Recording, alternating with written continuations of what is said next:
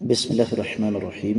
معزز خواتین و حضرات، السلام علیکم ورحمۃ اللہ وبرکاتہ۔ کیا کوئی بہن اپنے فوت شدہ بھائی کی طرف سے صدقہ کر سکتی ہے؟ یہ ہے ہمارے آج کے حدیث کے سبق کا موضوع، مشکوٰۃ المصابیح کتاب النکاح۔ باب ہے غلاموں کی آزادی وغیرہ کے سلسلے میں 3409 حدیث کتاب میں اور 17 حدیث ہے باب میں۔ الفاظ سماعت فرمائیے گا۔ وعن یحییٰ بن سعید قال توفی عبد الرحمن بن ابی بکر فی نوم نامہ فاعتقت عنہ عائشۃ اختہ رقابا کثیرہ، رواہ مالک۔ معزز خواتین و حضرات، یہ حدیث جس کا ابھی میں نے آپ کے سامنے تذکرہ کیا، یہ موطا امام مالک میں ہے، کتاب العتق ہے، باب ہے عتق الحی عن المیت، 1476ویں حدیث۔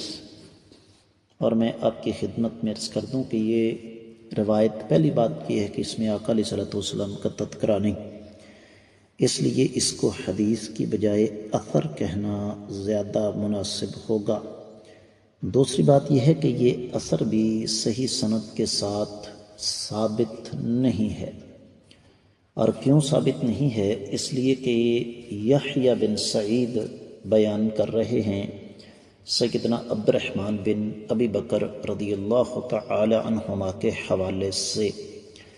تو یحییٰ بن سعید نے سیدنا عبد الرحمن بن ابی بکر رضی اللہ تعالیٰ عنہ کو نہیں پایا۔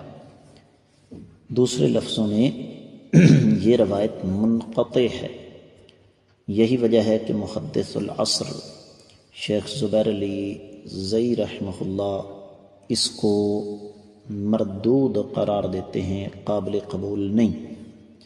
دو چیزیں آ گئیں نا، ایک تو یہ کہ یہ آقا علیہ الصلوۃ والسلام کا فرمان یا عمل نہیں، دوسرا پھر اس کی سند بھی منقطع ہے۔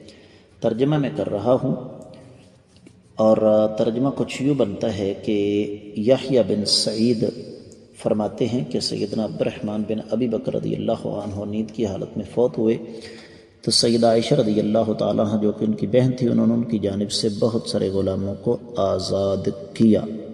تو یہ اثر ثابت نہیں، لہذا اس سے استدلال بھی درست نہیں۔ آج کے سبق سے اجازت دیجیے۔ السلام علیکم ورحمۃ اللہ وبرکاتہ۔